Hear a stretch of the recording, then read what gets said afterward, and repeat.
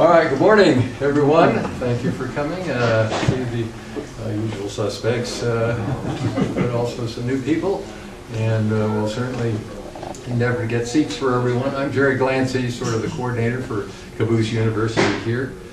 Speaking of this presentation, we're now moving on in the basic classes to scenery, and it's my pleasure to introduce one of the real stalwarts of our organization, mostly in the back room on our web service and brass and consignments, but he has a complete experience in model railroading, including publications and building a number of layouts on his own. So it's my pleasure to introduce Patrick Tillery. Take it away, Patrick. If I can live up to that. Thanks, Jerry. Well, good morning. Jerry said my name's Patrick Tillery. Some of you may know, like Roger, I actually worked at the old store for about 9-10 years too, so I'm very fortunate to be here at the new place. Before we get started, I wanted to ask everyone if anyone has any specific areas of scenery that you'd like me to address, because there's not just one way to do scenery. There's a number of ways that can be, you can accomplish what you're looking for. So is anybody at that point where they have questions specifically? Yes, sir. Mountain, tunnels, that kind of thing. Okay. Okay. Anybody else? Like old-fashioned dirt paths. Okay. Some of that's going to be covered, I think, in Layton's class, doing more advanced scenery and things like that. We're going to cover today kind of basic landforms and some basic scenery just to get you kind of started. Tunnels, unfortunately, I'm not going to be covering that today. We actually have I forgot to grab the display back there. I actually have a display tunnel that I built on the layout back there in the corner. I can go grab that. So we can kind of talk about that too. So, like I said, today what we're going to cover is kind of getting some basic dirt and just some basic landforms down in the layout. As you can see, I tore this chunk out of my layout yesterday. I'm sort of in the process of changing some things in my layout, so I had this piece I kind of put together. And this is kind of old school. If you're building a layout using insulation foam, we got a great example back there at the HO layout. Shows how we've just laid down foam with really track and cork. I'm going to talk about some foam insulation. I'm going to talk about doing some webbing and a couple other different techniques to get some basic landforms going. But as you can see, I got my benchwork here. I've got a little backdrop piece on here. I've got my I used 5/8 row beds from the cork. I didn't lay any track down, but it was necessary. So this, if you've gotten to the point with your layout to this point, you're ready to start scenery. That's where we're going to start.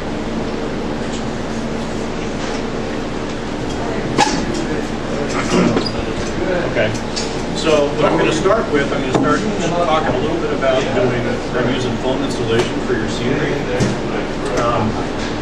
And again, this is doing scenery. There's not just one way to do this. You can use foam, you can actually stack it up, glue it together and shape it. We're going to do a little bit of that this morning. You can also take your foam sheets, you've got this stuff, you can actually do that sideways, contours, and do webbing across that. So there's a lot of ways we can use this stuff. This stuff is great. If you're not familiar with this product, it's just insulating foam. They sell it at Home Depot or Lowe's, made for basements and crawl spaces and just the way to insulate. Comes in 1/2 inch, inch and a half, and 2 inch. I just bought a sheet 1.5 inch, 4x8. It's like $24. So you can go buy that out of it. So what I'm going to do is I'm going to show. I'm going to start building up this area right here. And what's neat about this product is you can actually cut it and score it real easily.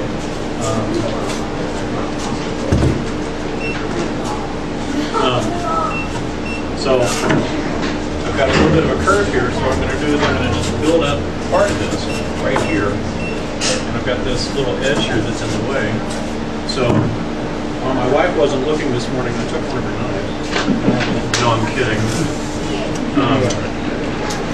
So just cut this stuff. It cuts real easy.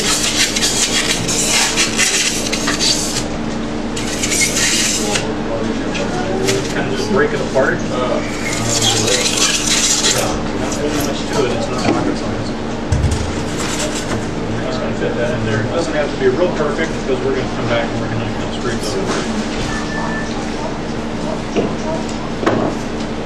And pieces like this, I don't know how people, most times if you have little cutoffs, you want to kind of save those because we can kind of glue stuff on. So I've got that just kind of sitting in there. And to attach, there's a couple of different ways. There's a couple of different ways to build up foam and attach it. So you could use hot glue. The hot glue will actually melt a little bit. But I like to use this product by Loctite. It's just a caulking. But what's interesting about it is, anytime you use caulk on foam, make sure it's for foam board. Regular liquid nails and stuff like that will eat the foam. So all I'm going to do is I'm just going to attach this. I'm just going to lay down a bead of this caulking on the top of my bed first.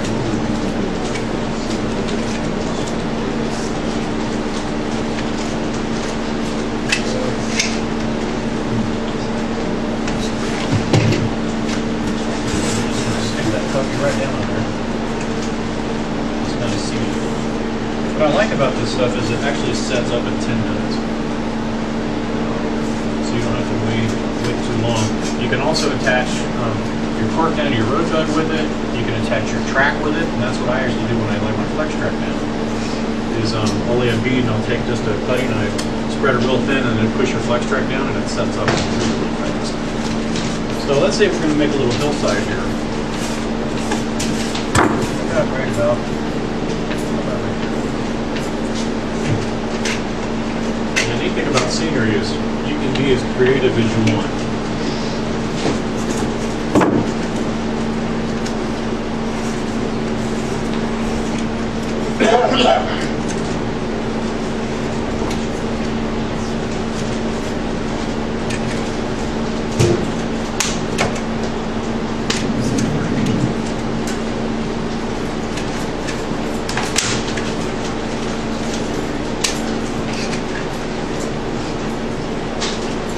Stuff's like $3 a tube.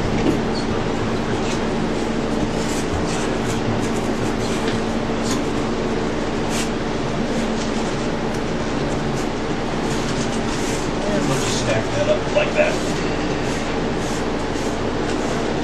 And if you're going up against scenery, against like a backdrop, you have stuff back here, you actually don't have to fill the whole thing in. You can just use pieces and kind of stack it up and leave the back of it hollow if you want to save time.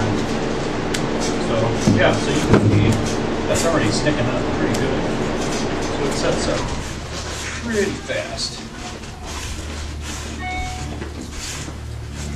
And let's take another piece. How about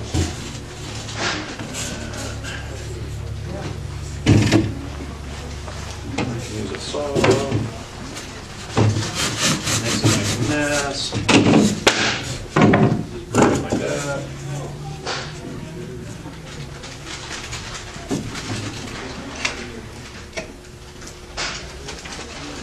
And in no time you can have something that looks like a birthday cake. It's really realistic.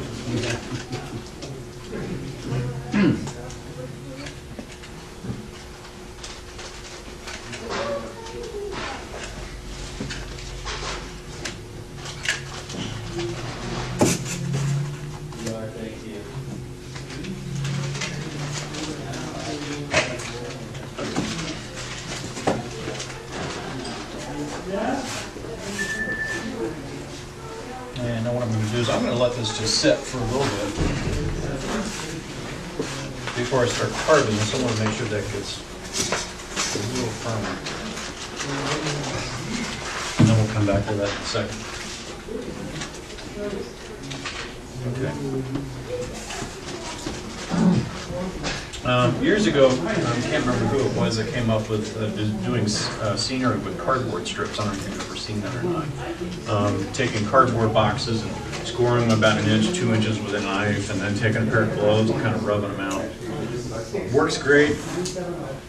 A better example that I like to use is these are drywall shims. You can buy them at Home Depot, and you get this whole thing for $10. They're already cut. So I figured, you know what, that's worth my time. So I've cut a couple of them up here a little bit, just kind of to start demonstrate what I'm going to show while this is setting up. With the birthday cake hill that you're doing here, would you recommend having multiple thicknesses and kind of build up more gradually, or are you going to make this look all contiguous and? You gotta wait. It gets better. Yeah, once this sets up, I'm gonna come back and I'm just gonna start carving this out. But I'm going letting it dry for a little bit before we start doing that. Yeah, that's what I was saying. A lot of times you don't have to actually build it up solid. You could actually build up. If you look at that tunnel back there, you can kind of see. If you look at it, we've kind of stacked it on an angle, so the inside's hollow. Oh, it's right over here. Oh, there it is. So this is kind of what we're going for here. But if you look on the back of this, because we're going to actually have a staging track under here, we kind of left the back of it hollow as soon as we stacked it like this.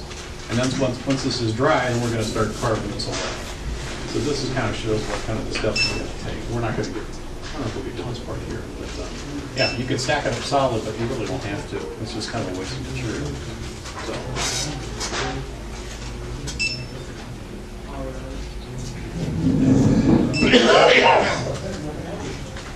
That was a late night in the garage. So like I said, while this is setting up, I'm going to show you another way we can set it into your landform. So instead of taking cardboard strips, I just like using these drywall shims. They're already done. I don't think they're as durable, but they're certainly a lot faster. So when I start doing webbing, what I'm basically going to do is I'm going to start crisscrossing different pieces of this webbing to just try to make it stronger. Because what we're going to do is eventually cover this with plaster cloth or something like that, instead of having this set up here. So to get started, what I like to do is, since I know there's going to be a road bed here eventually, instead of just attaching it here, which you could do because you're going to have ballast, instead I'm just going to fold that over like this. And we got a hot bit done. Attach it a little bit here. And what's neat about this is it actually goes pretty quickly.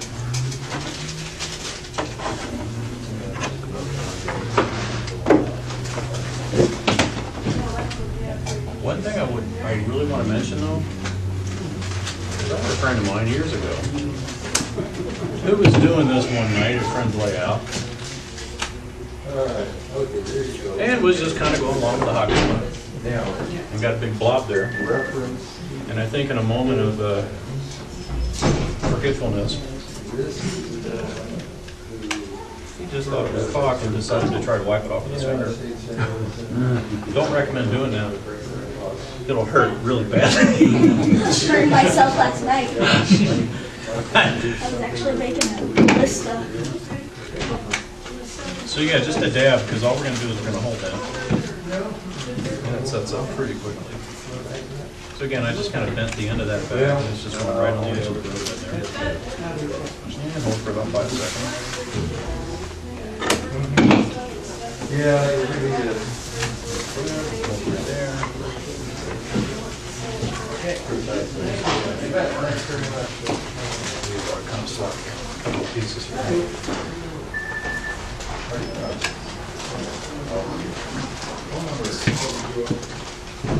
The neat thing about this is you can kind of start to shape this however you want.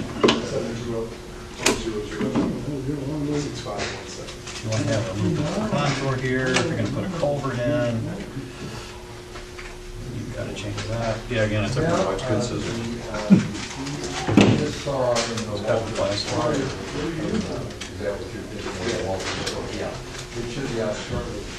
The interesting thing you're doing this year is buy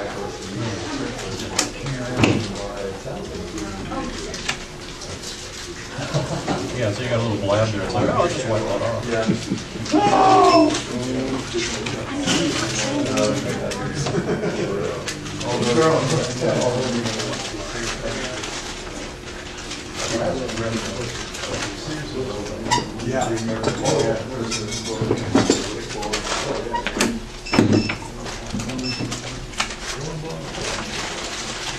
Okay. So now I got these vertical pieces, and now what I'm going to do is I'm just going to come back to make this a little stronger. You know, and it's okay right now. I want a little weight on there. What I'm going to do is I'm going to actually weave in a little bit. And then what I like to do is I'm going to leave a little bit extra, because then I can just attach my next piece. And I'm just going to weave this through, just like a basket. Just like that. And like that. And if I really want to get crazy, I could kind of alternate it. And it's really surprising how strong this can actually get once you get it on there.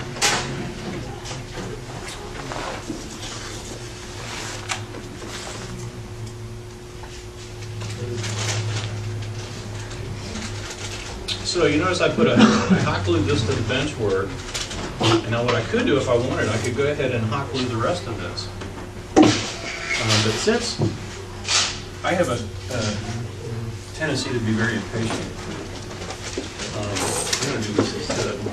So you can actually use a stapler. Thanks a lot.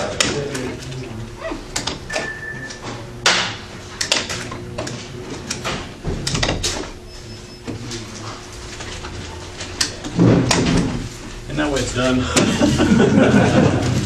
So, because all this is doing is we just need some sort of support system to hold our plaster or whatever we're going to put over top of it. Because once the plaster's in there, then it's going to be solid, and that's what's holding your thing up anyway.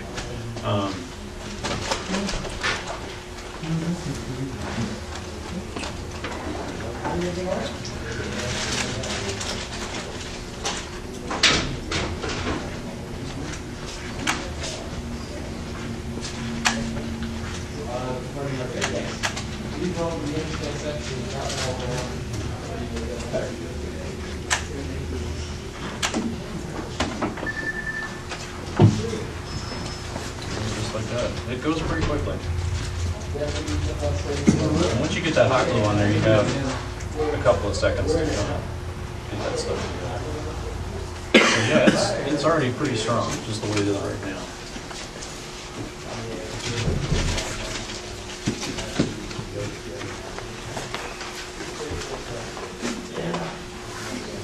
Like I said, you can use cardboard. Cardboard is a little more durable, but it's a time thing. It just goes way faster doing it this way.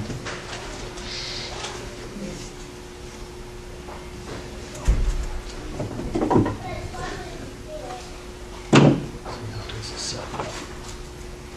Almost there. Okay. So now we've got that on the bottom. And of course, if you want to come back later, what I would normally do is I'd probably put a piece of fascia on here first and kind of contour how I want the front to go, and then we'll do the strip. Or you can just kind of put a fascia piece like your backdrop later on if you wish. So, okay. This is probably one thing I don't have a hot wire, but that's okay. Okay. The thing about foam, it's a big mess. Depending on the plastic, it's a big mess too. All I would recommend is if you're going to use a hot wire tool on foam, just make sure you have some sort of ventilation. If there's air movement, if you're in an enclosed room and you're cutting this stuff, who knows what's in it. So, let's see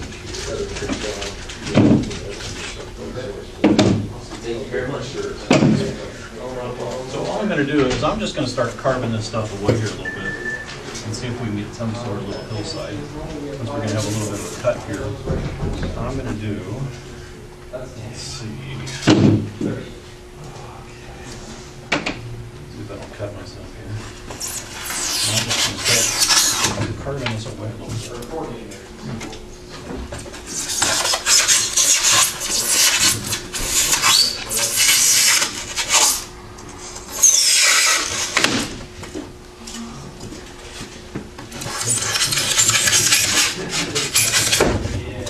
have these little make and take. We did this, the Caboose was up at the Hobby Expo last week, and we made these little make and takes. I thought that was a neat little hillside. So hopefully we'll do something with that. And then something like that. I don't think my phone's all the way clear.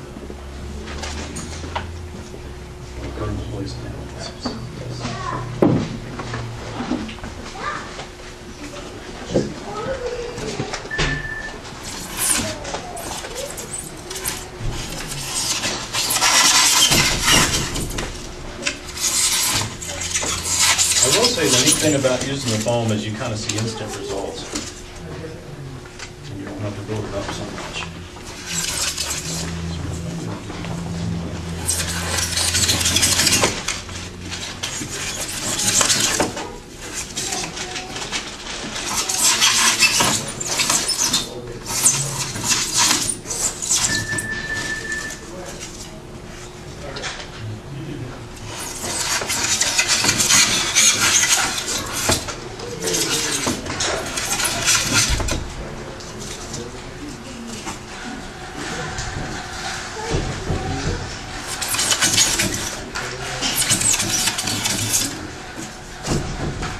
Exciting, isn't it? Yeah, like watching grass grow.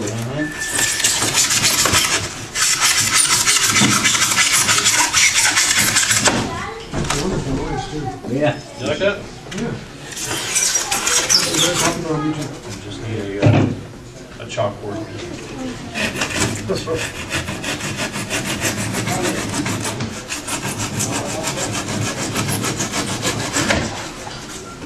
This is fun because it sticks to everything.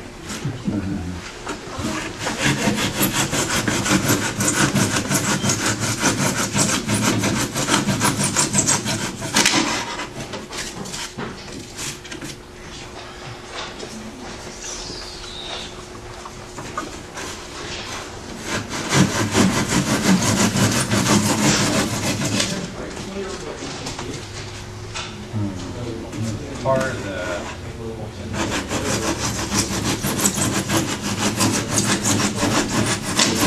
Any place, I will mention, any place you want to put like a rock casting around your track work, make sure you use an NMRA gauge or something so you've got suitable clearance. Because it's really great. You get your casting in there and it's all beautiful, and then you go run a train, and then the pilot of your Jeep 40 runs right into the rocks. That's how I did that. I'd love to see that.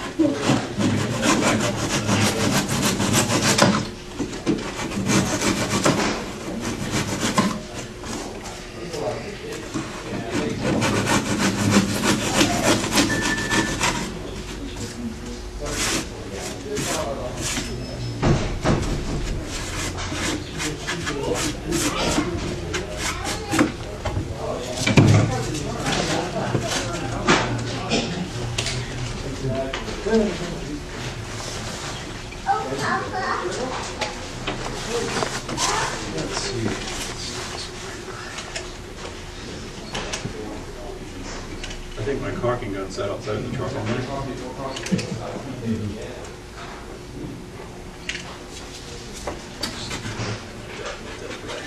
Consequently, if your caulking is really cold like that, it won't flow. Just run it under hot water. Let's see. If we put something.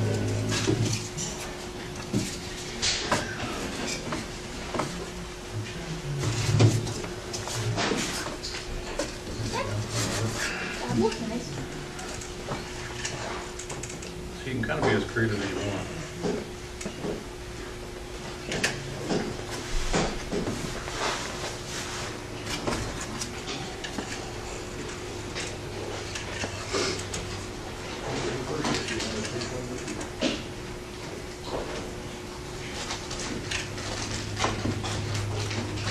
Just out of curiosity, is anybody building a layout like in the eastern part of the United States? No? Like CSX or Norfolk Southern or anything? The neat thing about modeling back there is that all you need is just a painted hillside, and you just cover it with foam ball trees, and it's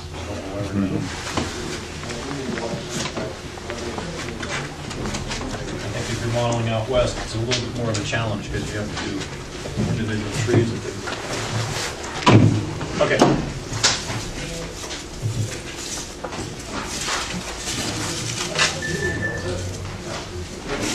Cut that back.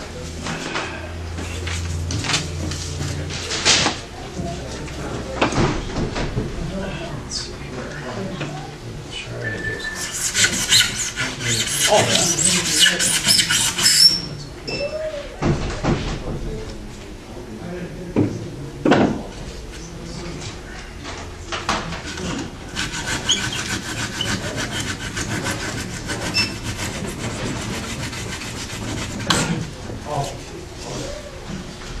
So I'm not trying to be real delicate with this medieval torture-looking knife thing, saw thing. I'm just trying to get a basic form.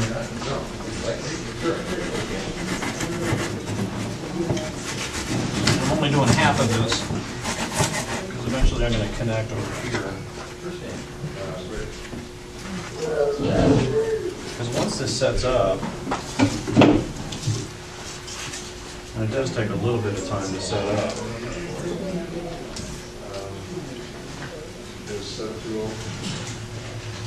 Then I'm going to use this little Sureform tool here. And then we can really just start really kind of fine-tuning our landform here.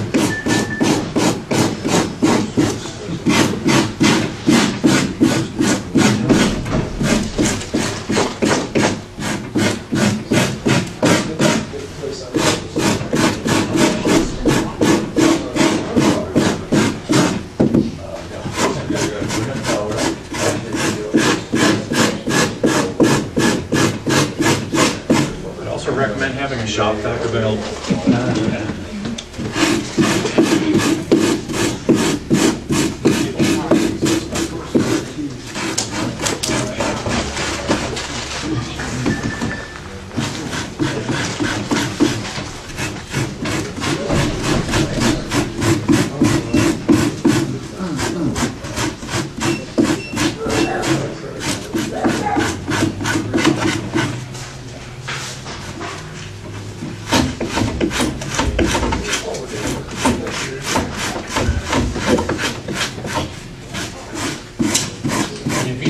Like divots or things like that you're not happy with, that's where the rocks go. I used to do woodworking years ago. I always found out real quick that the job was never a complete loss if you could cover it with paint and caulking or molding. Thank you very much.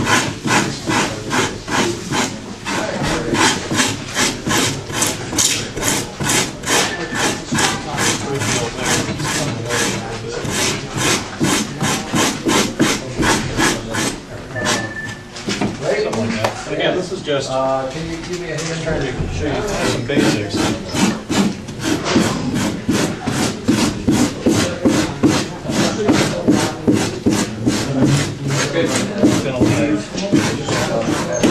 This area here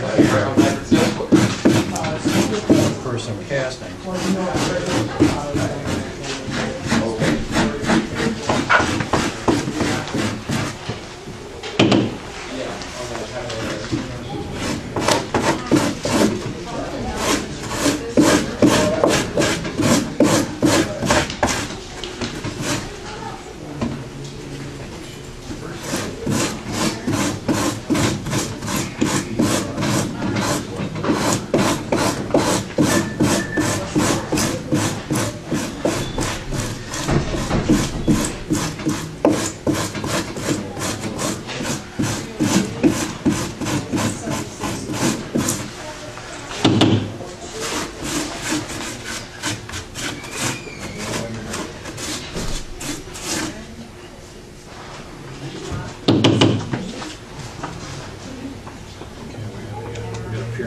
Does anybody have any questions so far?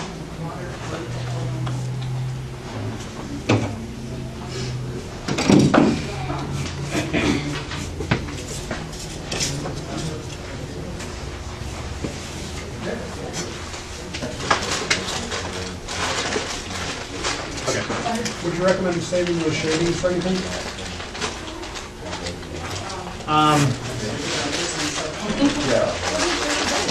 I can't see what. Yeah, I don't know. You know, if I'm going to use rocks and things like that, I'm either going to use like some of the Talus products and Scenics or just real rocks and stuff. Yeah, it'd be kind of. I don't know. I've never really thought about that. I don't know what you could use it for. I mean, you can't really stain them or anything. So, practical joke on someone. Ooh, that would be bad. You fill someone's rate or the blower intake. I know somebody did that as a joke for somebody's wedding. They put like flour or something in someone's intake. So when they turned on the air conditioning, it just. Okay. So we'll go with this. For an hour clinic, there we go. Okay. So at this point, what we can do, just add in a couple of things. Just to fill this in. You didn't have to, but.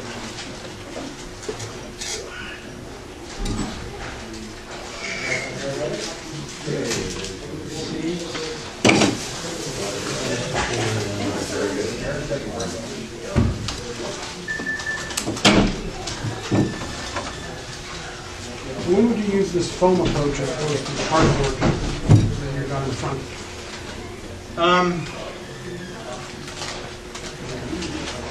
You know, I use both. Currently, the layout I'm building now, I'm using more foam. A couple years ago, I was strictly just using this. I don't know. I think there's definitely applications. The thing about using the foam, especially if you're going to do hillsides, and I saw, oh gosh, it was in Jim Eager's layout up in Greenfield. He's actually taking pieces like this and then he's cutting them on angles, and then he puts them like this because he's doing really big hillsides. He's modeling in Colorado and Northwestern out of Boulder. And then he puts like webbing in between them or shaper sheet or anything like that, or rosin paper. Instead of trying to build that up, he's just using these kind of as like basic supports.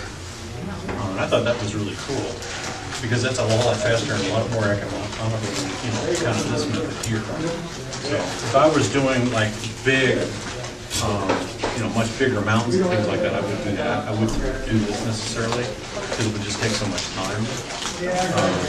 But yeah, what's neat about this, and I'm using more foam on my currently, especially on my upper level, I have a 2-level layout because I want it lightweight. Because if I've got sections that are like 18 inches or wide, I want something that's not going to have a lot of weight bearing on it if I'm just screwing the benchwork into the wall. And without using like shelf supports or things like that. So if you're using like regular plywood and then using a lot of plaster, that gets kind of heavy. So that's, I think that's one big advantage of using foam is lightweight. Especially if you're using like, if you have modules and things like that, you're going to travel around and pick it up and move it. I mean, the stuff doesn't weigh anything at all. So, okay. That's that. Now,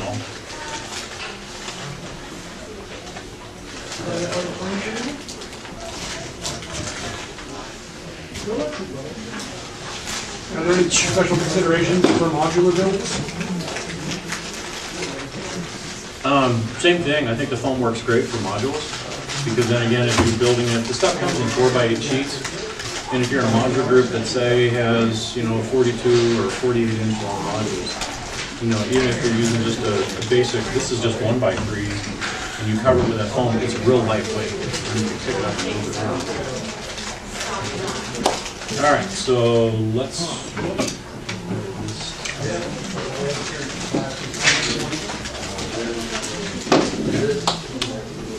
Now, if I get track on here.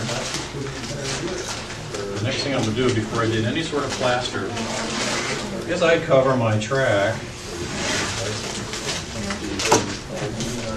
And this is just 2-inch wide blue tape. There you go. So you want to cover up your track. And get that to this point.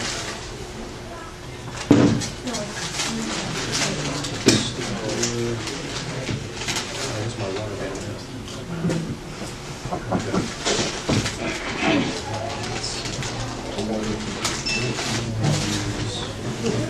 There's one other thing I want to show.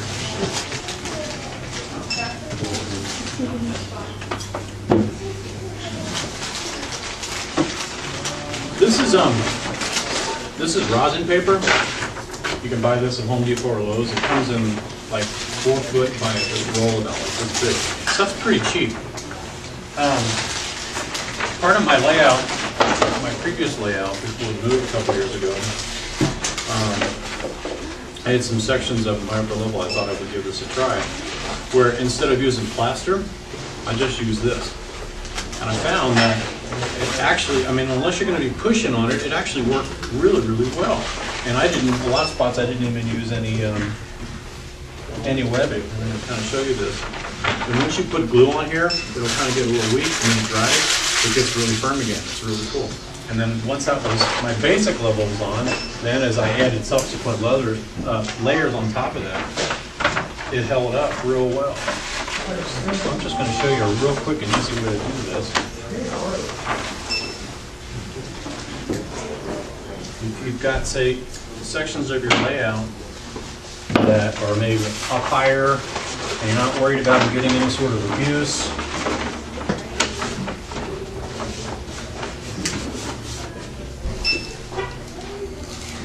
I'll cut your fingers off.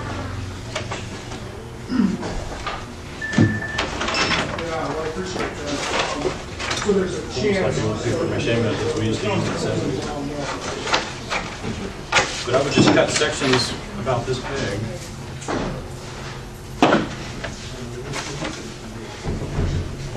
Okay. Yeah, that's, thanks. Yeah, let me do some checking and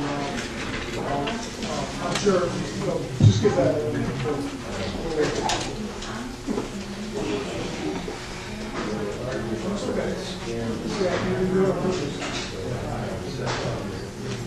Okay, well let me start making phone calls and see what we do.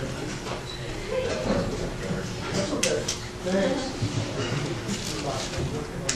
Well, I didn't want to.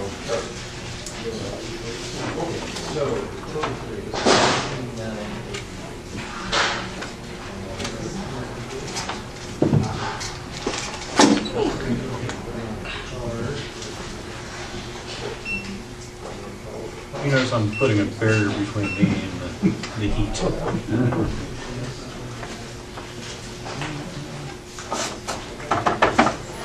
Pretty good.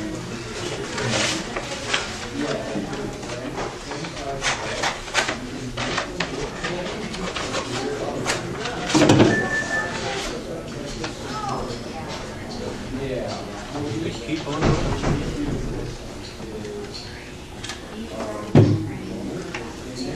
Hey, Joe.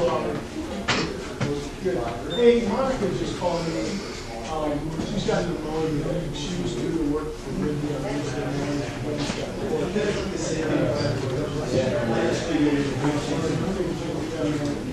Oh, yeah. We'll figure it out.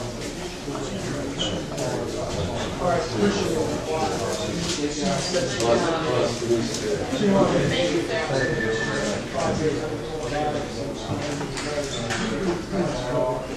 Yeah, and you can, it's like instant brown. It's already almost ready to go. And again, there's no webbing under that, and it stays taut. And once you paint this and slap a bunch of dirt on it, it'll loosen up a little bit, but then as it dries, it'll go taut again, it'll stay nice and firm. And on top of that, you can add subsequent layers of ground foam or shrubs or bushes or whatever you want. But I wouldn't recommend it if it was down on a lower level. If you got like grandkids or little kids and they're going to be playing with stuff, and just stick the hole through it. But if it's not in an area that you got to worry about them, then it works really well. And it's super lightweight. Okay. So we kind of got 3 ways to kind of get some landforms going here. And, okay. So now, let's grab some plaster cloth. And start making a mess. Oh, are they really? Well, that's yeah.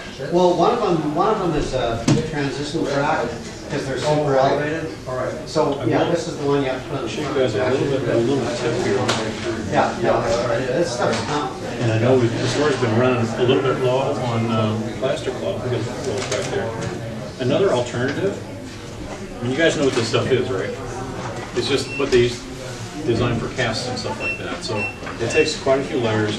It's just plaster impregnated gauze is all it really is. There's a little bit of plaster in there. And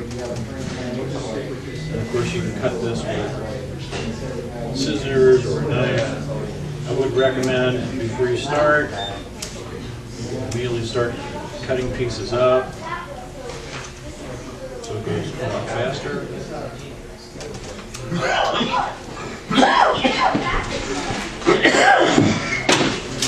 Another alternative, if you want to make your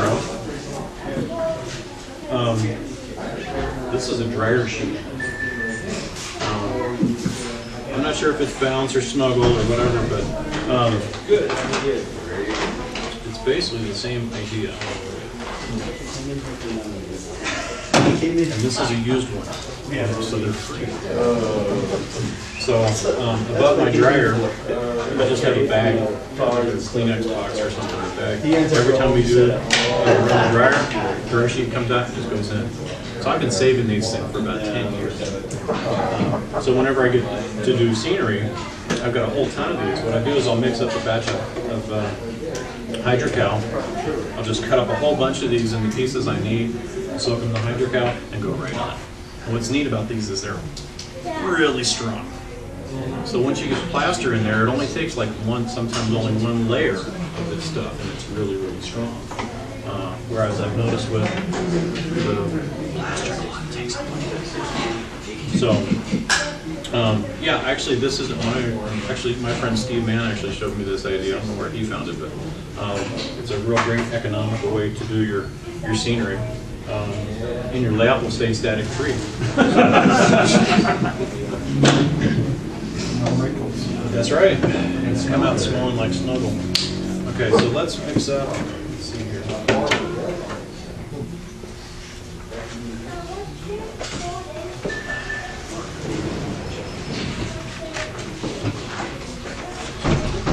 Water.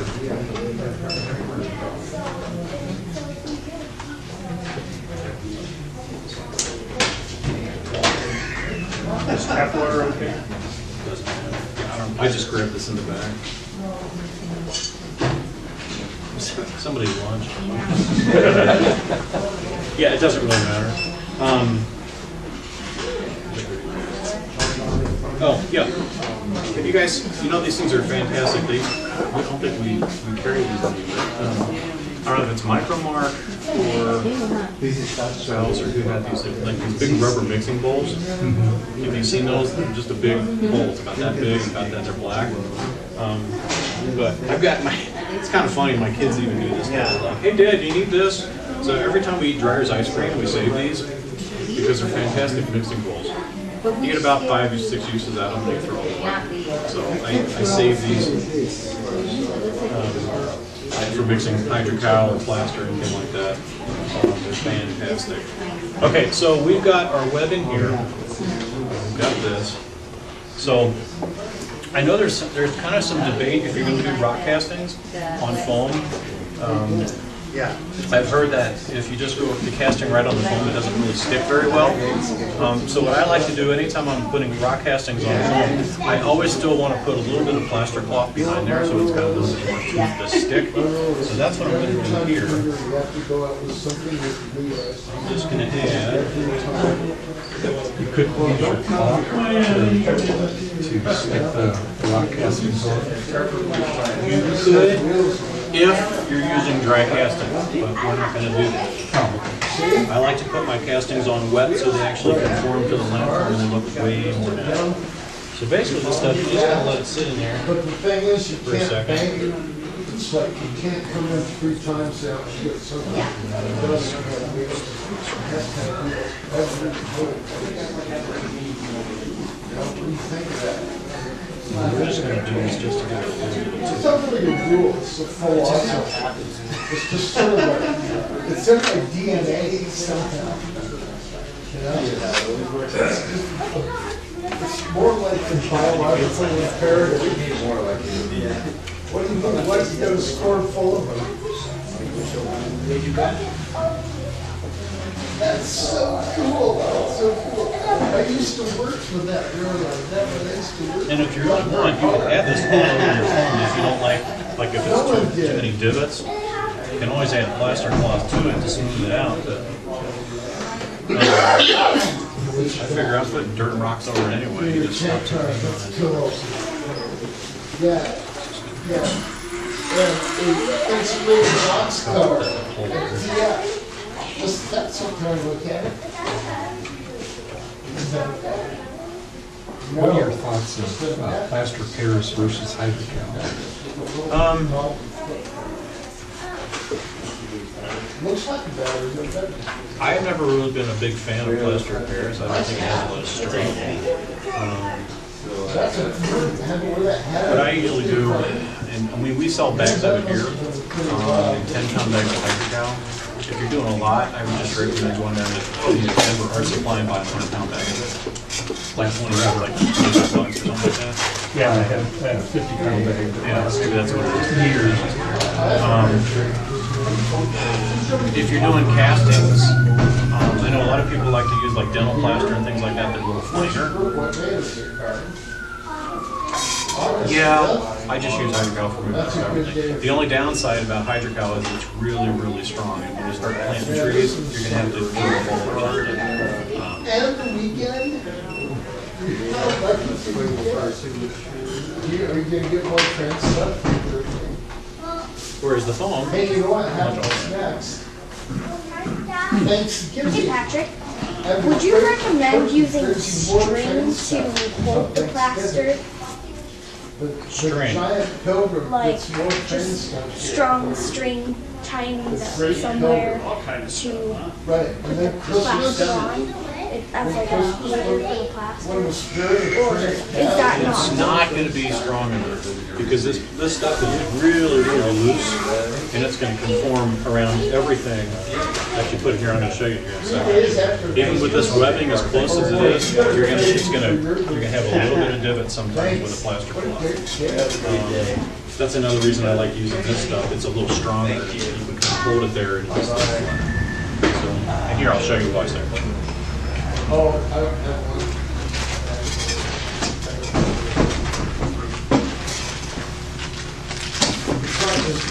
I trust you.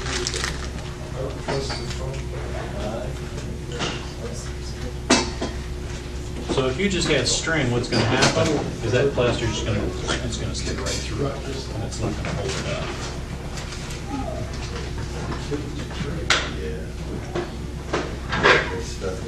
So when you're using hydrocal or plaster sheets or anything like this, what you want to do is you want to overlap them a little bit.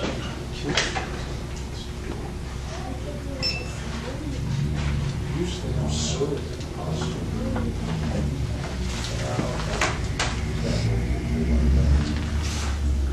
The one that greet you first.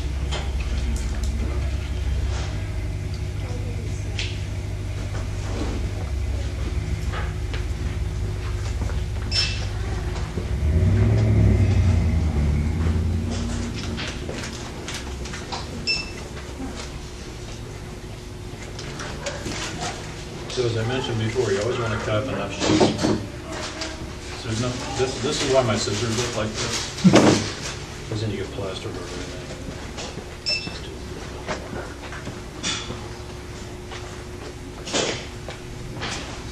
And so you notice I'm putting this stuff down, I kind of smooth it out to get some of that plaster to kind of cover all the holes.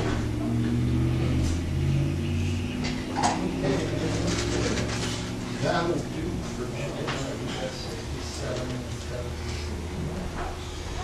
And I will mention, once your plaster's down, or if you're using hydrocal, whatever you're using, as it dries, it starts to put off a lot of heat. Now this probably won't. And that's kind of, you can kind of tell with your rock castings too, when you put castings down, is when you're holding them on, and we'll show that in a second, you'll start to feel the heat on your hands from that plaster starting to dry. a funny story. I had my previous layout. I had a helix, and then I had this big mountain on the top, and I had built it up with chicken wire and laid all the stuff, and I was doing the castings. One of the guys here at work, Gerald came over and we were doing all these big fragment molds and putting all the molds on that. And I was working on the inside to pull stuff up. I came out, I was just sweating because this thing was about this wide. And like a pea. And it got so hot in there, it was about 20 degrees higher than it was in the rest of the room. What scale was it? Well, that was narrow gauge. I was doing SM3. One more piece on here, just to get that. And then we're gonna let that set. How many layers are you going for? I just got like 2 or 3 layers on here, and that's more than enough because we're gonna paint that. Okay. Does anybody have any questions? If you have a question, please just. What kind of paint sticks, like, works best with plastic wood? Doesn't matter. Doesn't matter? Nope. We're going to use, well, you want to use acrylic paint. Yeah, just, this is, okay.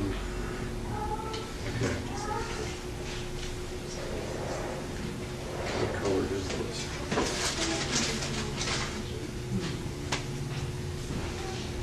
Interior flat, bases. Okay, make sure you write this number down. It's 183. No, it doesn't matter. When it comes to getting paint, Woodland Scenics makes a nice little paint set, like earth colors and things like that. Okay, if you're doing a layout, you need a lot of paint. So what I always do, the store actually got this for the things we did last week on the show. It doesn't really matter. For me, this is a little dark, but just peruse the oops section of like Home Depot or Lowe's. You usually pick up a gallon for like $3 or $4. As long as it's a tan color, you're going to be fine because you're going to be covering it over with dirt or whatever. Well, we're going to use, Scenic Express was great. They actually donated a whole bunch of earth foam and things like that. What I usually do is I go up in the mountains. I have a couple of spots. It's kind of like fishing spot. I'm not going to reveal where they are. But where I get my dirt, and I'll just go up to a 5-gallon bucket. Yep, thank you. As long as you're above the floodplain, so it doesn't have a lot of clay in it, you just get a bunch of, like a 5-gallon bucket of dirt. And then I have an old flour sifter I picked up at a yard sale, and then I can sift it to different grades that I need. And it's dirt. You can buy dirt. Go outside and get dirt. So yeah, just make sure wherever you are, it's, find a hillside somewhere, and make sure it's above kind of like the creek level, because it's above a floodplain and everything like that. And you can get different, we live in Colorado, there's so many different colors of dirt to choose from. So a lot of times you can find a cut, it's got like 4 or 5 different colors. You can mix and match, it's kind of cool. So this is going to take a little bit of time to set. So before we do that, what we're going to do, has any of you guys done any rock castings or anything like that? Maybe a little bit? Right here. Okay. So are you waiting for the plaster to be fully dry, or? Well, for what we're going to do, it's close enough. Yeah, I mean, ideally, I would probably come back the next day, but it'll be all right. Okay.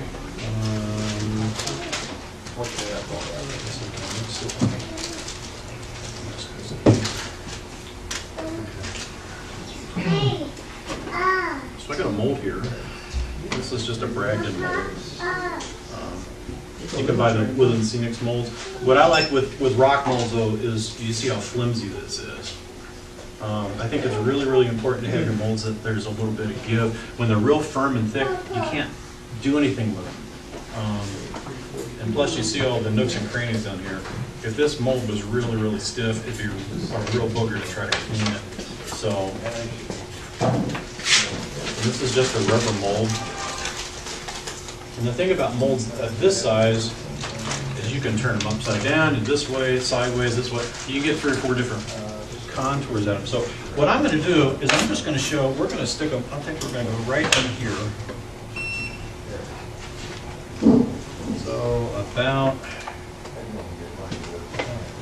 and you other thing about those woodland scenic molds is they don't stand up very well while you're trying to pour hydrocal in them. Really? A little trick I found is I got a bunch of packing peanuts, put it in a box, and then Oh, I see what you're saying. put the mold in the box so that it would be fairly level and Got it, yeah. Yeah, well, you can see this one is just kind of laying here. If I get too close to the edges, it's gonna go everywhere. So if I had let this sit overnight, this would be really, really hard. It'd be dry. So what I want to do, if I'm going to put a casting on plaster, if this is just completely set up, we're just in pretend right now. This is all dry and ready to go. If I put a casting on there, what's going to happen is all that moisture in the casting is going to get sucked right into that plaster. So the first thing I would do is I'd have 2 squirt bottles. This is just plain water. And this is what's called wet water, if you're familiar with that term. It's like, that sounds really ridiculous. All wet water is just water with a couple of drops of like dishwashing detergent in it. And what that does is it acts more like a mold release. So before I go mixing up, making a casting, I'm just going to spray this casting, just get that on there. So it's not just water, but it's got that little bit of release. And again, if this was dry, then I come back and just kind of hit this with a little bit of water to get a little moisture on that base surface into our casting. Okay, so we got that ready to go. Now there's kind of 2 schools of thought. Most people like to say add your water to your plaster. More often than not, I usually add your plaster to the water. More often than not, I'm usually adding water to the plaster because I can kind of see. If I were a smarter man, I'd have little cups with markings so I know exactly how to add, but I don't usually do that. I usually kind of go, oh, that looks about right.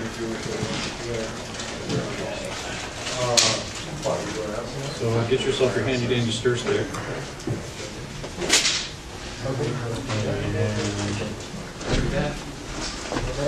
Hydrocal here. Again, I'm just going to be lazy. We're just going to dump it in there. About that much. Yeah, if we got extra wood. Okay. So we got that. And then, hydrocal does not have, I think plaster Paris, somebody asked that question earlier, has a longer working time. Hydrocal sets up pretty quick. So it's always kind of good to know exactly what you're going to do. Otherwise, you can get your fill your trash can with water in here. And I know I'm doing this wrong. All the experts say add your plaster to the water.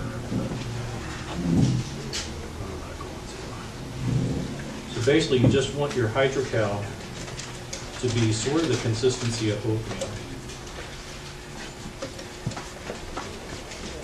So it pours out.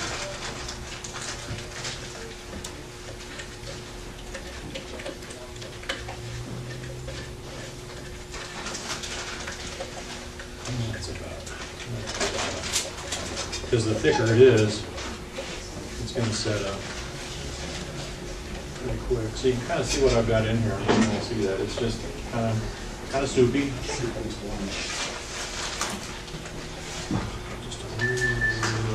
Just be careful when you're adding water because you can ruin the batch. If it's too runny, then it's no good. And there's not enough plaster in there to actually set up and do anything. Could you then add plaster back to make? You can. But the longer you do that, you start to weaken the plaster, and then you can end up with cracks in your castings. So that's probably good enough for now.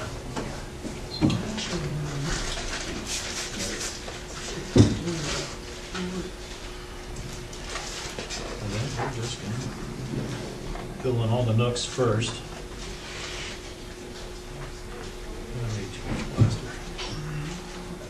Looks kind of like glue.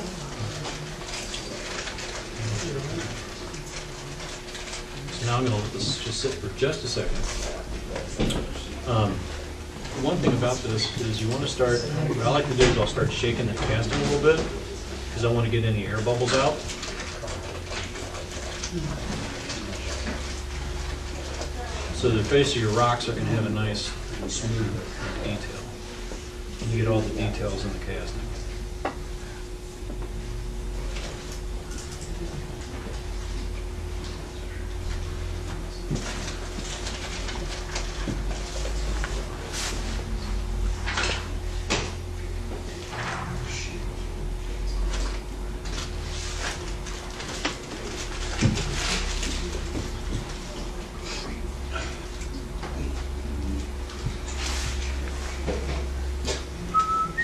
And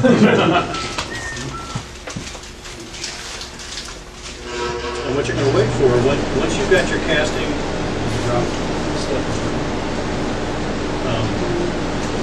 once that starts to gloss over a little bit, you can kind of start telling when it's really ready. Now, if I was just going to leave it in there and then come back later and pop it on, you just leave it there overnight, no big deal. But again, I like to put my castings on wet because I think they look a lot more realistic. They will contour to the shape you want. Especially if you've got, you want your rocks to have a lot more definition. It's really a great way to go. So it'll start to look a little pasty. That's set up.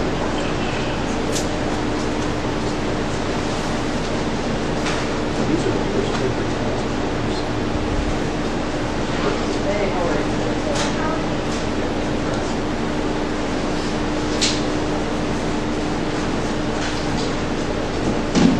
Yeah, this stuff's already starting to set up.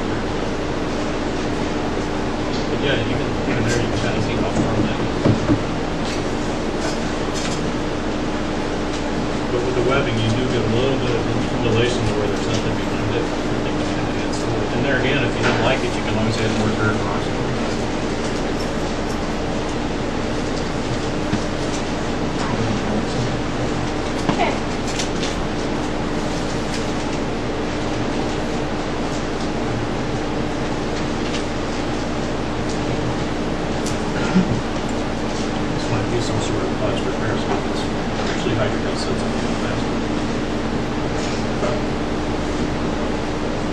This gets to the point where we can apply it and starts to set up a little bit. I'm just going to hold that thing like this, and I'm going to put it my bottom edge where I want it, and I'm just going to roll it up. I'm just going to hold it there until it sits. How long does that? What's that? How long does that take? Once you start to feel the heat on the back of that mold coming through, you know the plastic is resetting. It's usually just a couple of minutes.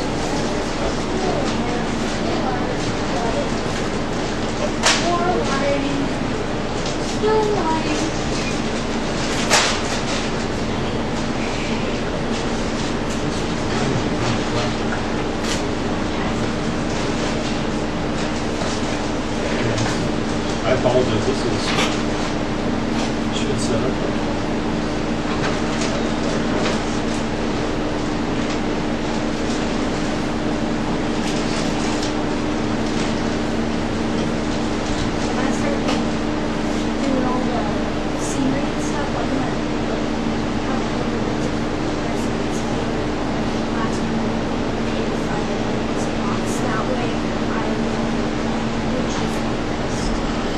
Okay. That sounds. That was actually. So is this something that could be sped along with appropriating Mike's hairdryer? You can probably do that once. Probably cheaper to go get a heat gun. Yeah. Yeah, I apologize. This is hydrocal stuff. If it sits out and gets a lot of air and moisture, it can weaken it and it won't take. And I wonder if that's what happened because this was sitting in the back and we have this. So you want to try to keep that dry. This should have set up by now. I apologize. Yeah, you can see this is just still. That's like not doing anything. So we might not have any casting demonstration today. Yeah, I would be real careful about taking any hobby supplies from your significant other. My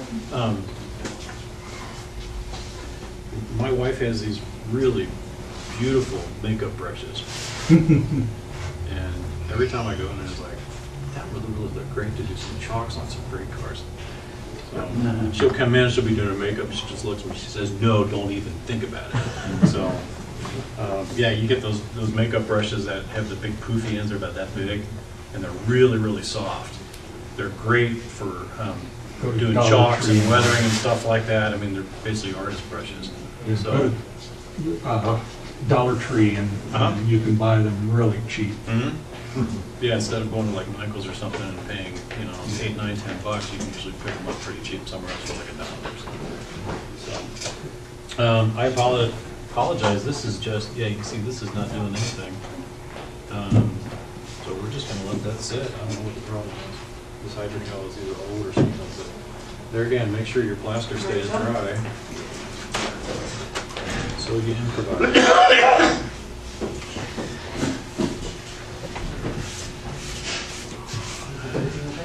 So would you do a casting along the whole thing there, or just certain areas? What I wanted to do was I just wanted to put a casting like right in here. And then not on these edges over here. And then one up here. That was my plan. But sometimes plans go awry, so we're going to just improvise. This is bizarre. That's just not setting up at all. And I put it on there pretty thick. So let's go on to something else. Okay. Besides we're over the already. So what I'm going to do is we're just going to put some paint on here, some dirt.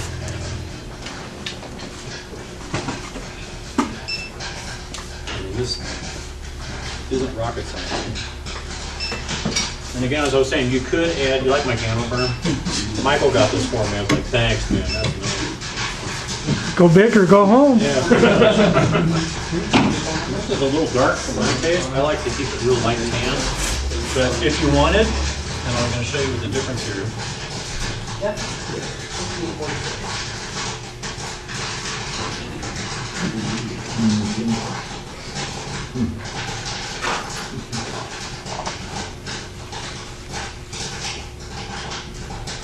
When you're putting on your ground foam, and dirt, things like that, you want to work in small areas.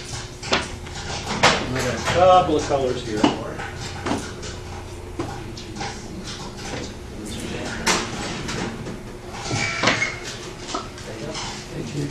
You want to work in a small area because you want your paint on kind of thick. You don't want to paint it out a lot. You want it to have some tooth.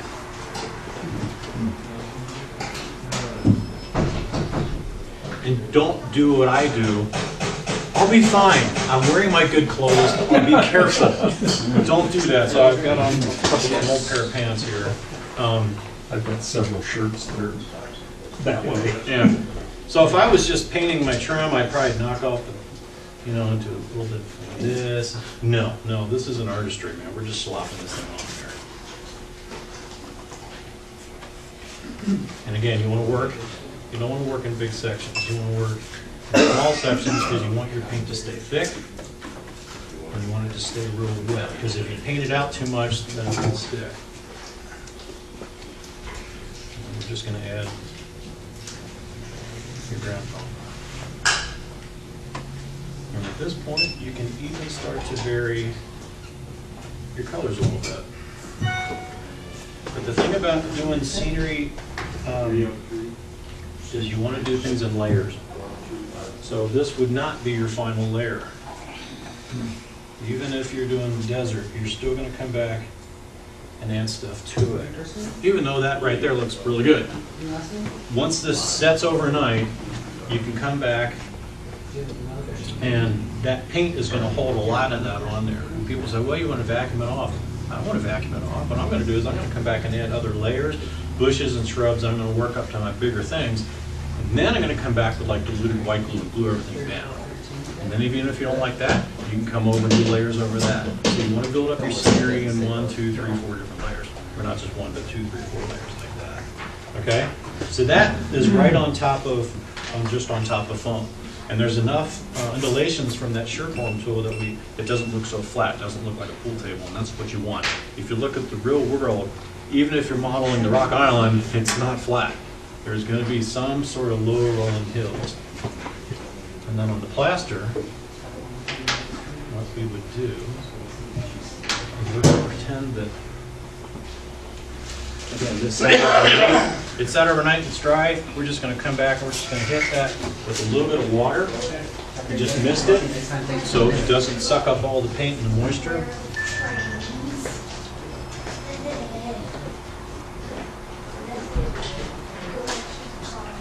Again, you work in small sections so you can really get so the paint doesn't dry. You can kind of see how sloppy it is.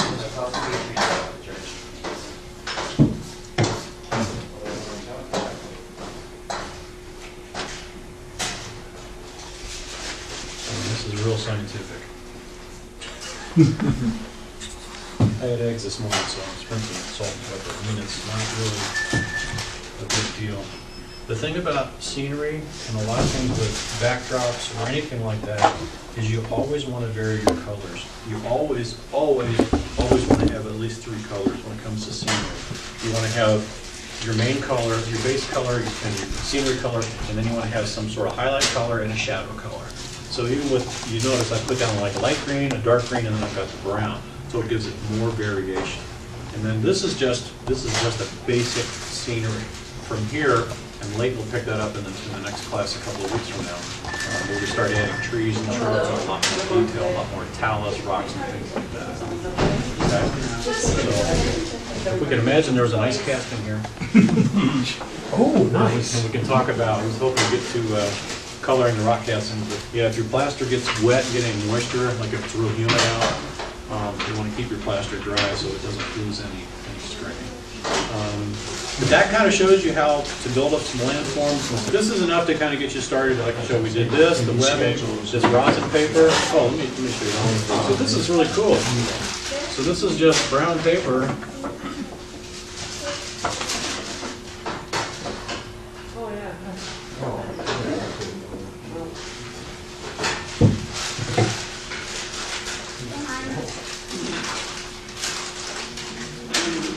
And it'll start to wrinkle a little bit.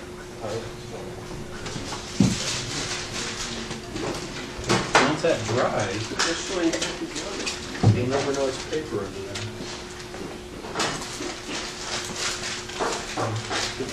How do you recommend doing the diluted white glue? I like to go to like Home Depot. You get like a gallon Elmer's, $8, $6, $7, $8, something like that. I like to dilute it probably 50-50, and then what I'll do is I'll add a little bit of rubbing alcohol to it to act as a wetting agent so it feels a little bit better. So say we came back tomorrow and we were going to add our next layer of scenery. I had my glue ready, it's all mixed up. What I do is I'll save, when I get ready to do scenery, I'll save a couple of gallon milk jug, wash them out real good, you know, save like 2 or 3 of them. And then I'll take that gallon of glue and I'll pour half, you know, or say, I'd say 1, I usually only need 1. I take half that, dump half of it in 1 gallon and then leave the other half, and then fill those the other half with water. So you have basically 2 gallons of glue. And then I add some alcohol, like 70% alcohol, doesn't have to be expensive, it's cheap stuff. And then I might add maybe 10, 15, 20%, something like that, depending on how the weather is, to act as a wetting agent so it flows a little better. But I would have that all set up. And then, since this would be dry, I'd come back and start adding my scenery. Before I added the glue, I'd come back with just water and a real fine mist to get that scenery wet.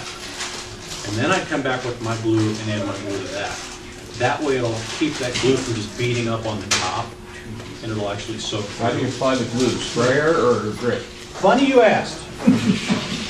What a straight man. Do you guys all have children, had children? Okay, do you know what this is? Yeah. This was new. This is just a ball syringe for when you got little kids to clean out their nose. Yeah. If you're at the hospital, a lot of times you can pick these up. You can use it, and so I picked up this one new. It wasn't used, and I'll just suck the glue out, and then I'll just drill the lid on. You can use like a little eyedropper. This holds a lot of glue, so you can go a long way with this. And then when you're done with it, I would just take some real hot water, soapy water, and just start cleaning it up. I mean, I've had this thing for 15 years. You can use this, a turkey baster, anything like that. You can actually just fill it up in a bottle if you wanted, but this to me has always just worked really well. So dribble it instead of mist it. Yeah, with the glue, you're going to want to dribble that on, and then it'll just kind of soak through, kind of bind everything. One thing, if a lot of people like to use matte medium, that works also. I forgot to mention this about the paint. Make sure you paint and all your scenery materials and paint them flat. You don't want any sort of gloss or shine in your scenery. But yeah, I would just come back and I would just dribble on that glue and then let that sit overnight. And if you start at the top, then it just kind of works its way down. And don't use as much as you think, otherwise you'll end up with this big puddle. Or it rolls off your layout onto the floor. Ask me if I know that. So yeah, I would start at the top and then just kind of watch that glue kind of flow down because you only need so much. It spreads out a lot. Obviously, we'd be doing our castings before our scenery. So basically, I'm just going to start here at the bottom, and I'm just going to kind of work that up. And once that sets there, normally for about 2 minutes, maybe 3 minutes tops, you're going to really start to feel the heat come on the back of the bottle, and you'll know it's really set. What I'm going to do is I'm going to hold this with this for setup, and I'm just going to fold this thing back. I'm not just going to rip it off. I'm just going to fold it back and kind of work my fingers. Part of it's just not set. And normally that would stick to that. And once this is on here, if it was usable, which is not, you kind of come back and chip away things. I have an old knife that I'll use to kind of chip away parts and make it look more natural. Consequently, if you're doing like one casting against another one, you can just do the next one and overlap it, and then when they meet, before that sets up, I have to take like a little dental pick or something like that, or a knife, you just kind of chip away, and it looks perfectly natural. But as you can see,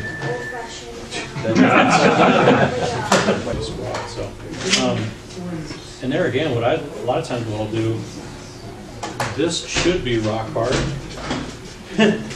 but it's not.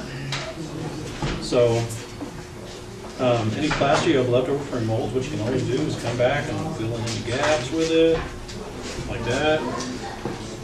Have you ever tried taking plaster of Paris or any plaster and breaking it up and maybe sifting a little bit and then putting that in as rock? You can, for like talus and loose rock and stuff like that. Yeah. I know some people like to do that. They'll keep the old parts. I've never been a big fan of that because to me it always just looks like crushed up plaster. Usually what I would do, if we had our casting here, I would just come back with, on my dirt gathering excursion, kind of gathering all that loose rock. Once I sift them, then I'll actually add that real rock and just glue that down. And then if you're never happy with the color, you can always kind of put some washes on the real rock to kind of tone it and match the rest of your scenery. So I try to use as many, when it comes to like dirt and rocks and things like that, I typically would like to use as many natural materials because they look more like the real thing. Even when I'm making trees, more often than not, I'll use sagebrush. I like to gather that in the fall because I found out that rattlesnakes like the sagebrush too in the summer. So I'll usually go up. Yeah. So like this time of year, or once all the leaves have fallen off of it, I go up and harvest a bunch of sagebrush to make tree armatures and things like that because they look fantastic, especially in bigger scales. Well, thanks guys for knocking me out.